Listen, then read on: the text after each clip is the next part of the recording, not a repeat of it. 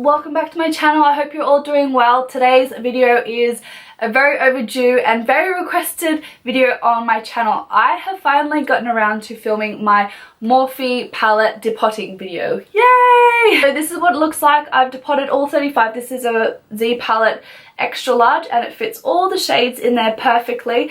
Obviously the whole point of depotting them is to not keep them in this exact format or layout, but I just wanted to show you, yes, they have all been depotted. They're all firmly in there, and yeah, that is kind of what they look like. Also depotted the Morphe 35O palette and this is what it looks like. Obviously this is only a small, well not small, a large, not an extra large. It only fits 25 shades in there, and I have moved the rest of my shades into kind of some of my other Z palettes as well. I also created a little way to kind of code them per se. So, you know, I film a lot of tutorials and I want to be able to tell you guys I'm using this exact shade from the palette, because obviously they're not going to stay in the same format. Obviously the whole point is to move them in and out and mix them.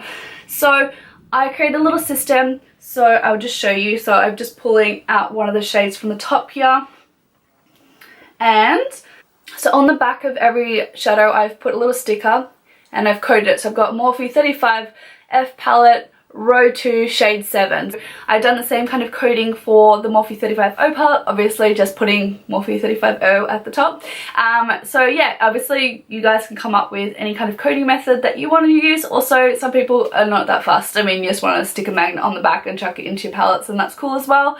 I'm just a little bit more paranoid and I want to be able to record and know exactly where each shadow is, so I can tell you guys where it comes from when we're creating looks together. So that is kind of it for an introduction. I hope you guys enjoy this video. Please give me a like, thumbs up if you enjoyed it or found it helpful, and subscribe if you're new so you don't miss out on any of my new videos.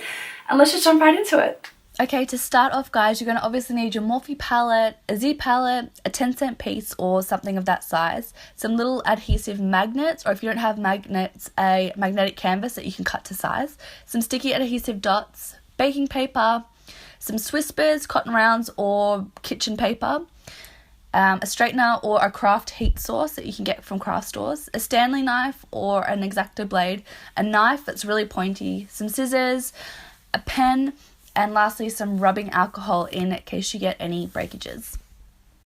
So to actually begin the depotting, what you're going to do is grab your Morphe palette, open it up, and use your X-Acto blade or Stanley knife to cut in between the shadows on the little plastic that's holding the shadows in. Now this plastic is actually really flimsy, so you won't have any troubles cutting them. So cut across them horizontally. Be really careful, because if you slip, like I did just there, you can crack the shadows. So take your time and be really careful.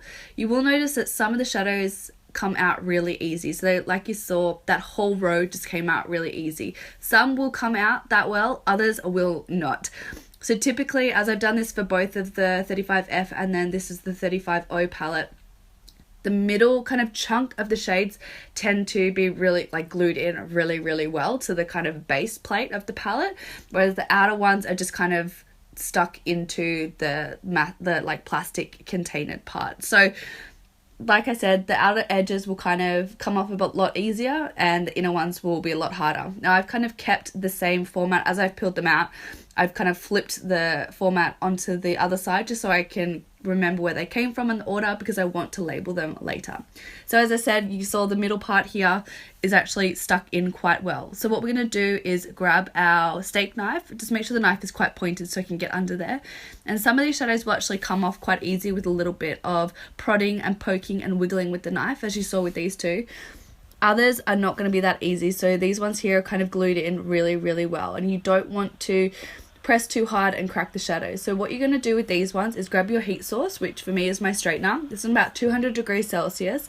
I've applied baking paper and then the palette over the top, and I'm leaving it on for about 20 to 30 seconds. This will give the glue enough time to kind of melt. Not completely, but enough that you can kind of pop the shadow out. Now, you don't always have to get, obviously, the shadow out with the little plastic surrounding it. What you can do, as you can see me here, I've kind of bent the outer plastic down, and then I'm kind of wiggling my knife in between the actual pan and the plastic. So if you can maneuver the knife underneath like I'm doing now, sometimes the pan will just pop out. You don't obviously have to remove the plastic encasing with it. So as you can see, I'm just really carefully wiggling my knife underneath it, and then the shadow just kind of popped out. So that's a really easy way to get the shadows out. I'm going to do the exact same thing with the next shadow as well. Kind of wiggle my knife underneath it until the shadow pops out. Now be careful, these pans are really hot once you've heated them up. Now I'm going to move on to some of these other shadows. Now if you see that they're already like the matte shadows, if they're already breaking, my little tip is to apply a little bit of rubbing alcohol to them. And then when you try to maneuver them, that way the shadow itself won't crack and go everywhere. So as you can see with this one, I'm just maneuvering it, and then see how it cracked there? If I didn't have the rubbing alcohol on it, that shadow would have gone and shattered everywhere, and I would have lost half of the product. So this way it wets the shadows, and then once I've taken it out, I can just repress the shadow and I haven't lost any of the product. And it's just a lot cleaner and easier. Now once you've gotten just the shadows attached to the plastic, this is one way you can do it if you don't want to use heat. You can get your X-Acto blade or Stanley knife and cut around the edges of the plastic. Now once you've kind of got the edges cut, you can slowly bend the plastic away from the pan. Now be really careful to only manipulate the plastic, not the pan itself. So you don't want to bend the pan or misshape the pan, because that will cause your shadow to break and crack, and it'll be really sad. So kind of, as I said, just kind of cut around the edges, be really careful not to stab the shadow, and then maneuver the plastic away from the shadow itself. And this is a really good way. Obviously there will be some shadows, which I'll show you in a second, that will require the heat, which all you're going to do when you come across that shadow is you're going to grab your straightener and you're going to heat it up and apply a little bit of baking paper to the base of it. And once that shadow has had enough time to heat up and kind of had the glue melt, what you're going to do is grab your knife and wiggle it underneath the shadow. Like you can see, I'm kind of shucking it out like you would an oyster, and the shadow just kind of pops out. So be really careful with the knife, obviously, as you're holding it there. Then I'm going to move on to the magnets. Now if you have purchased a Z palette, it will come with a bunch of magnets, but I've used all my magnets up because I've depotted both the 35F and the 35O palette, so I need to get some more magnets to put on the back of them. You can buy these magnet canvases or even magnet strips from craft stores. So all I did was use my 10-cent piece as a kind of guide or a stencil, and I just drew around it until I got the kind of shape that I'm after, and then I cut it out with scissors, obviously, peeled the back off, and then applied it to the back of the pan, so that way it's all nice and magnetized. Then I wanted to obviously be able to label these, so I created a little label and stuck that on the back of the magnet as well. Now if you do have any breakages, the best way to clean them up is to smush the shadow up even further. I know it goes against everything you think you should be doing, but smash the shadow up even more, put rubbing alcohol into it until it becomes a nice little paste. It all together, then apply either a cotton round, whispers, or a kitchen towel over the top and press it in with a 10-cent piece or something of that size. So that will get rid of any of the excess moisture, and also repress the shadow into its original form, and then the shadows are just as good as new.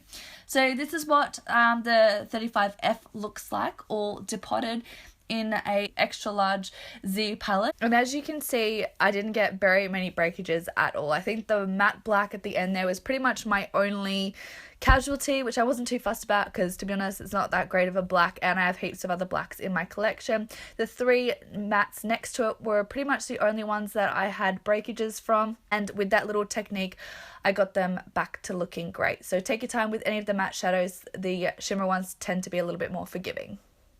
So that is it, guys. I hope you guys found this helpful, and I'm so sorry it's been such a delay in creating this one. I just have not got my act together to get all the pieces in a line that I needed to create this video, but I hope you guys found it helpful. Don't forget to subscribe, and I'll see you guys in my next video. Bye.